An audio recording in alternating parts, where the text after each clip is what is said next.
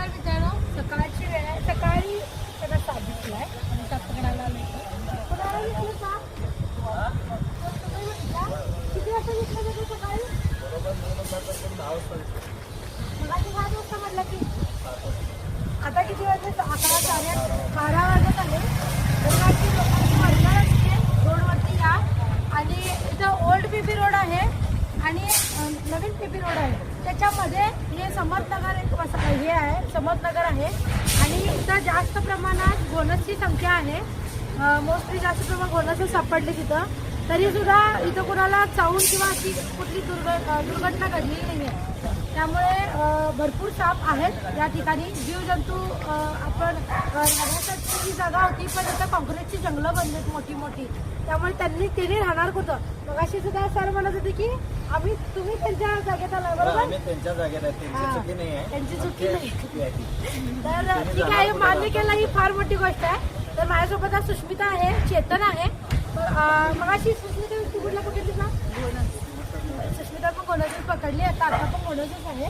आणि 6 महिन्यापूर्वीच यांच्या बाजूच्या घरात गोनस पकडला होता. जो तुम्ही व्हिडिओ फार व्हायरल झालाय. तुम्ही फार प्रेम दिला त्या व्हिडिओला. ज्या दिवशी माझी चोळी होती त्या दिवशी मग तसंच प्रेग्नन्सीमध्ये त्याला पकडावं लागलं. तर आता ह्या फरशीच्या खाली साप गेलाय. आपण आता पकडूया. फार बघू शकता कसा बसलाय. हे लोक म्हणत होते की काहीतरी खाऊन बसलाय. लोक साप अशी शीत निद्रा घेतात, उन्हाला वगैरे साप असे येऊन बसतात. तर बघा, तू जायचं हरकत करायला. त्याला मी असं पकडलंय.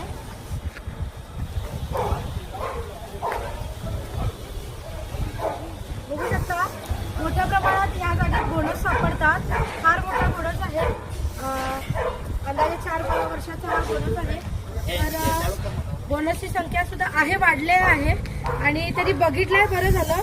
गाड्यांची वर्दळ तुम्ही या रोडला बघितला. भर रस्त्याच्या मध्ये हा साप सकाळपासून तसाच थांबलाय आणि फरची काढताना त्यांना अचानक दिसून आला. त्यांनी मगाशी ये जा करत होते. लोकांना माहीत सुद्धा नव्हतं की इथं साप आहे. आम्ही असं शांत बसून होतो. तर ठीक आहे, आपण एवढ्या लोकवस्तीत साप का थांबतात असे, कारण तो एवढा लांबचा विचार करत नाही. जोपर्यंत आम्ही फरची काढली नव्हती तोपर्यंत असाच शांत बसला होता. कदाचित तो दिवसभर सुद्धा असाच बसला असता. त्यामुळे फरची काढल्यानंतर तो हालचाल सुरू केला, म्हणजे त्याला भीती वाटल्यानंतर तो हे करायला लागला. तर आपण याला आता बंद करूया. अशा पद्धतीने तो आतमध्ये गेला. बघा, अतिशय रागीट साप, पण किती पटकन तो आतमध्ये गेला.